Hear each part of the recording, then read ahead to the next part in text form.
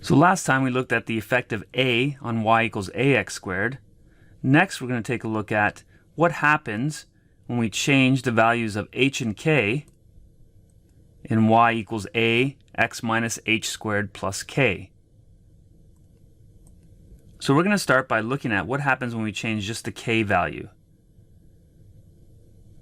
To do that, we're going to compare the following three graphs: y equals x squared plus 3, y equals x squared minus 3, and y equals x squared minus 7.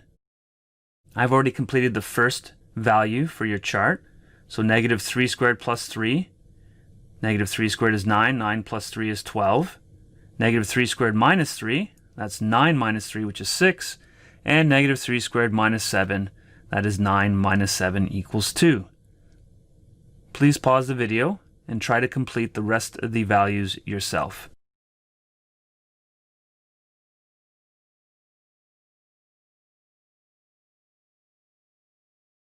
Alright, so using these table of values, let's start by graphing each of these graphs. Here's x squared plus 3.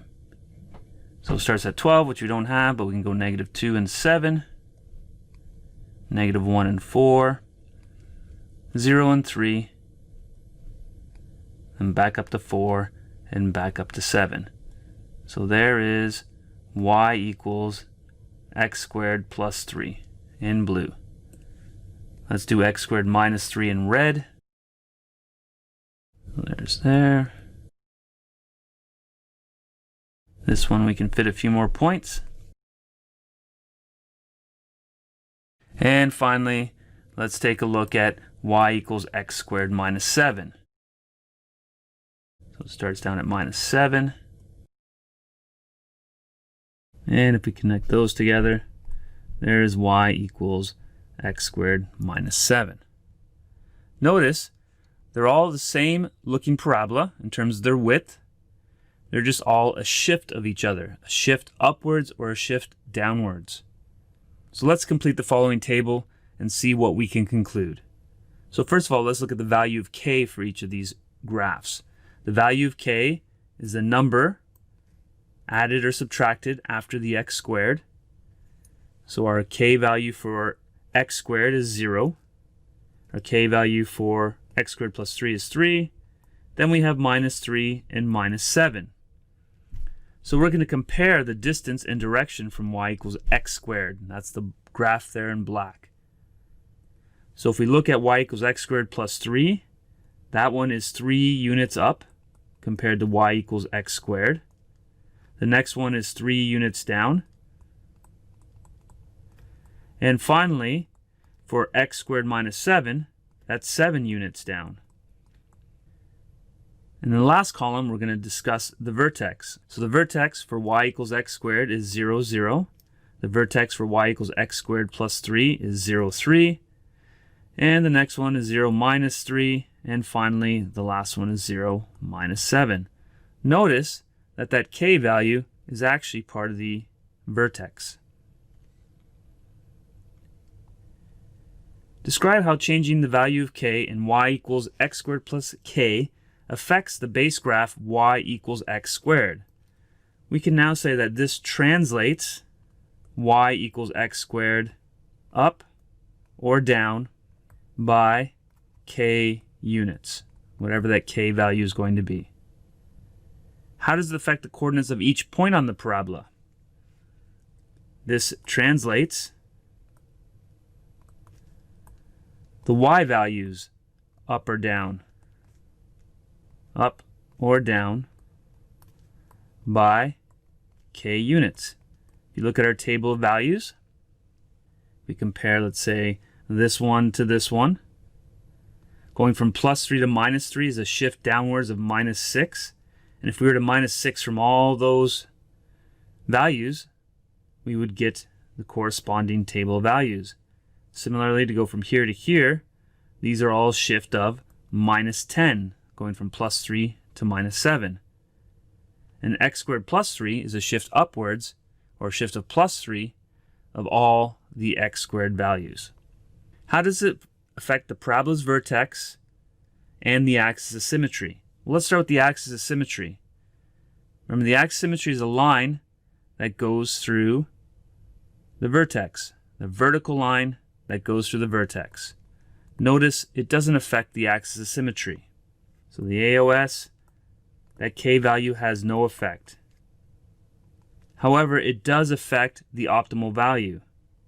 The optimal value is the K value. So it does affect the optimal value. So our vertex, if we look at this closely, is 0 and whatever K is. We go back to the graph. If we look here, there is our K value. And notice there are our optimal values, or the Y value of the vertex. All right, we looked at the K value. Now let's focus on this H value. What does it do to the graph of Y equals X squared? Be careful with this one. Notice I've given you different X values. So for the first one, I said start with 0. 0 minus 3 is negative 3 squared, which equals 9. And the next one, I said let's use negative 6. So negative 6 plus 3 is negative 3 squared, which equals 9. And negative 8 plus 5 is negative 3 squared, which equals 9. So take a moment now and pause the video to complete the table of values. All right, so let's start with y equals x minus 3 squared. So let's graph the points. So there's y equals x minus 3 squared. Notice it has the same width because we didn't change the a value, but it looks to be shifted to the right. Let's do y equals x plus 3 squared. Again, notice the width is the same because we didn't change the a value, we just changed the h value. And this time it's shifted to the left. And finally, let's do x plus 5, all squared. And again, it's a parabola that has the same width, but this time it's shifted to the left again. So notice that changing this h value, you can think of it as horizontal shift. It's moving it left and right, the base parabola y equals x squared. Remember, the equation is y equals x minus h squared. So the value of h for the first one, y equals x squared, is 0. And some of you may say the value for h in the second one is negative 3, but in fact it is positive 3. Because if we put positive 3 into this equation, we get x minus 3 squared. The next one is negative 3, because we put negative 3 into this equation, we get x minus negative 3 squared, which is equal to x plus 3 squared. And for the last one, it is also minus 5. So distance and direction from y equals x squared. I would say that this parabola here, y equals x minus 3 squared, is 3 units to the right. And similarly, this would be 3 units to the left, if you look at the green graph. And finally, the last one, which is the blue graph, that is 5 units to the left. Next, if we look at the vertices, we know y equals x squared is 0, 0.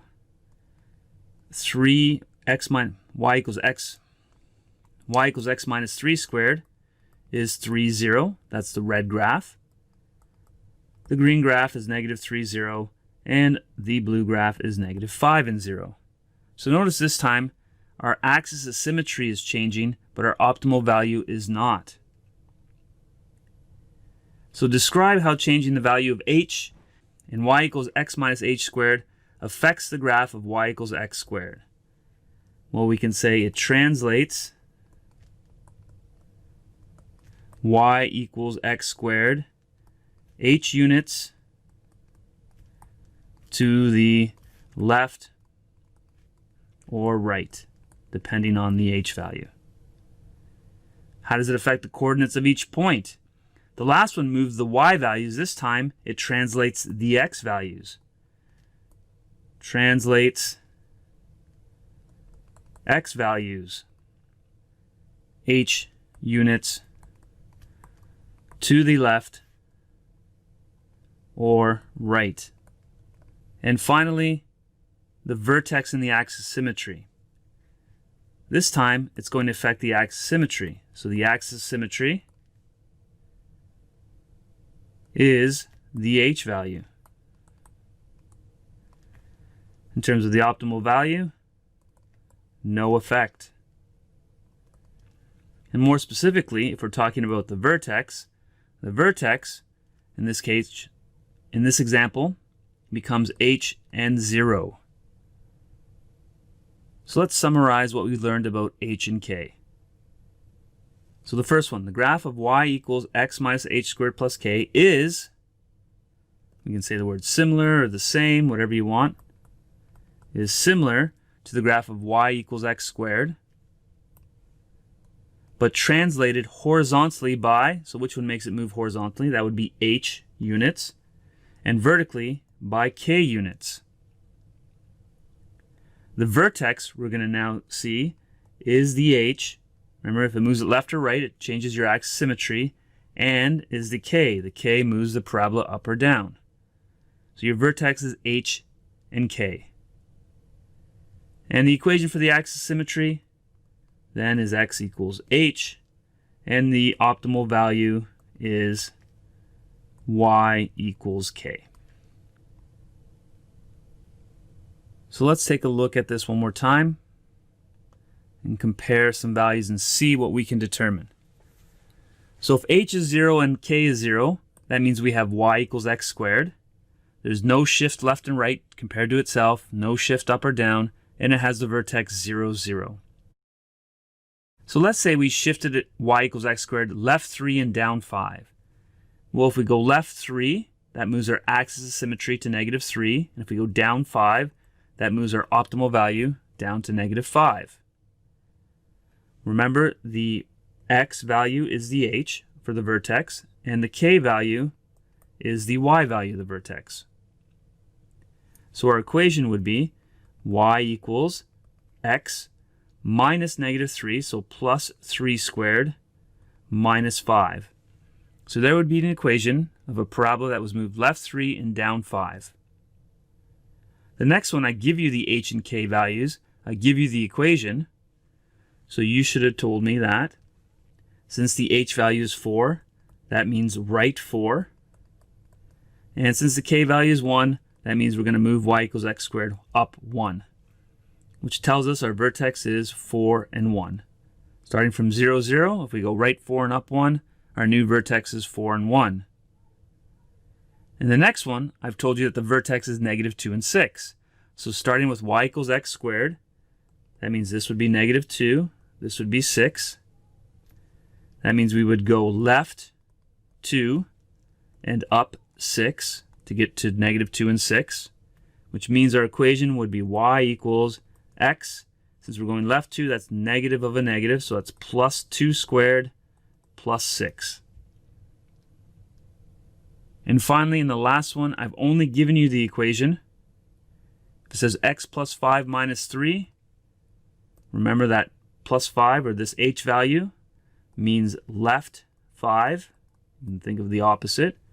The k value means down 3, which means our new vertex will be 5 and 3, which means our h is 5 and our k is 3.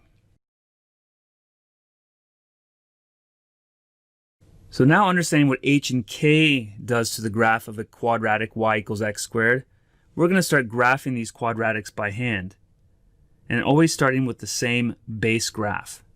So again, what I said before is you need to memorize the base graph. The base graph is always y equals x squared. So this would be 4, 1, 0, 1, 4 if we square all those values.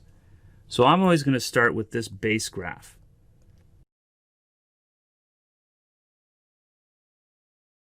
And then what I want to do is, if you read this carefully, this says right 2, and this means, and the 3 represents up 3. Remember the h and the k.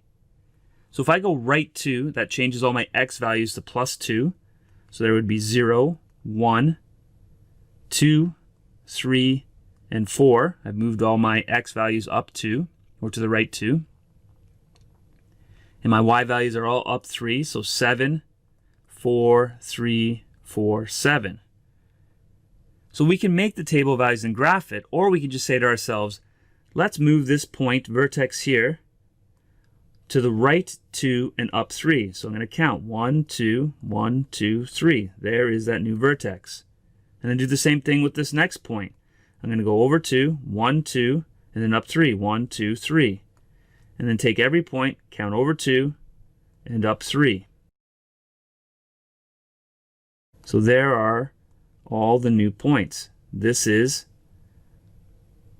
that transform graph, y equals x minus 2 squared plus 3. I took all the points in black, moved them to the right 2 and up 3.